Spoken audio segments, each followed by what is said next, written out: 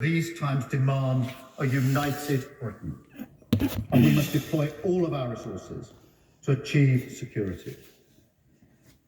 Mr. Speaker, as a young man, I vividly remember the Berlin Wall coming down. It felt as if we were casting off the shackles of history, a continent united by freedom and democracy. If you had told me then that in my lifetime we would see Russian tanks rolling into European cities again, I would not have believed you. Yet here we are, in a world where everything has changed.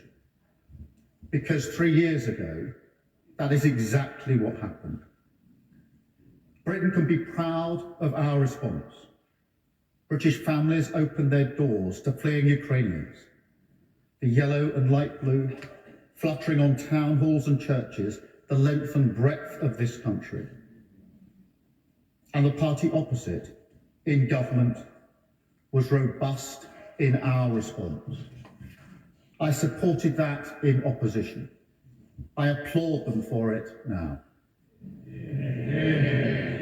And we have built on that, bringing our support for Ukraine to a record level this year. Mr. Speaker, we should not pretend that any of this has been easy. Working people have already felt the cost of Russian actions through rising prices and bills. Nonetheless, one of the great lessons of our history is that instability in Europe will always wash up on our shores, and that tyrants like Putin only respond to strength. Russia is a menace in our waters, in our airspace, and on our streets. They've launched cyber attacks on our NHS. Only 7 years ago, a chemical weapons attack on the streets of Salisbury. We must stand by Ukraine, because if we do not achieve a lasting peace, then the economic instability, the threats to our security, they will only grow.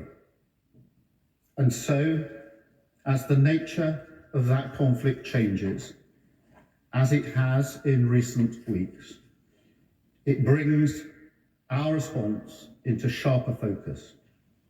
A new era that we must meet, as we have so often in the past, together and with strength. Mr. Speaker, the fundamentals of British strategy are unchanged. I know that the current moment is volatile, but there is still no good reason why they cannot endure. So let me spell out to the House exactly how we will renew them for these times.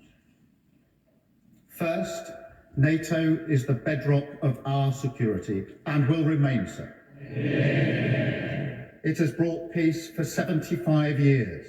It is as important today as the day on which it was founded. Putin thought he would weaken NATO. He's achieved the exact opposite. And it remains the organisation that receives the vast bulk of our defence effort in every domain, and that must continue. Second, we must reject any false choice between our allies, between one side of the Atlantic or the other. That is against our history, country, and party, because it's against our fundamental national interest. The US is our most important bilateral alliance. It straddles everything from nuclear technology to NATO to Five Eyes, AUKUS, and beyond. It survived countless external challenges in the past. We fought wars together with the closest partners in trade, growth, and security.